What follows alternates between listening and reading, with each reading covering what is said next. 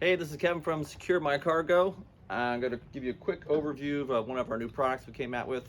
It's a kayak strap for your pickup bed. Actually, it'll work for either a paddleboard or a canoe, anything that actually has a tapered edge to it.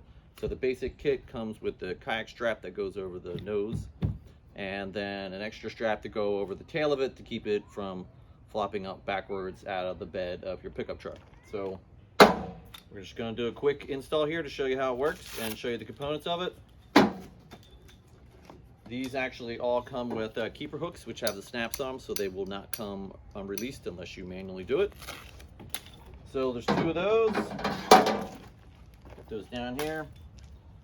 There is a loop in the middle that you would take just to the front of your kayak. And it comes with a protective piece of webbing, so then the actual cam buckle does not dig into your kayak. So you can adjust this so it's at the point where it's tapering backwards a little bit so it can't move back. So get that all set. Then you're going to come take these, take the cam straps over here, hook them into your anchor point in your bed.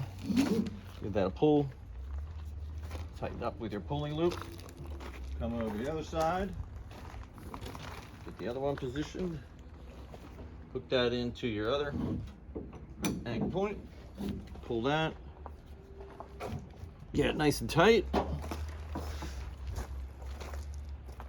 hold this one nice and tight, and then we're going to go in the bed and hook up our extra cam strap.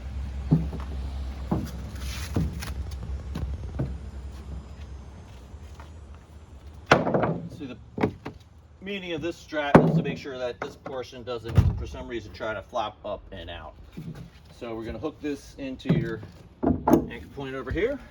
And a little trick that I do, usually kayaks have a little nose piece on them with a pull handle. I pop this up through here, go around, get that tight. That keeps that little pinch point on here to keep it from moving, even though the bed has ribs in it that keep it from stopping. If you don't have anything like that, you're going to want to try to loop it through something and then try to make a little cinch point so it keeps it from moving back and forth. And then we just come over here, hook this in, tighten this up, and there is a Velcro portion here. You can wind up the excess webbing, put it in there so it doesn't flap away in the breeze. And then with this nice tight, your kayak should be good to go, and take it down the highway, take it off, put it back on, and that's as easy as that to hook it up and go. Thanks for watching.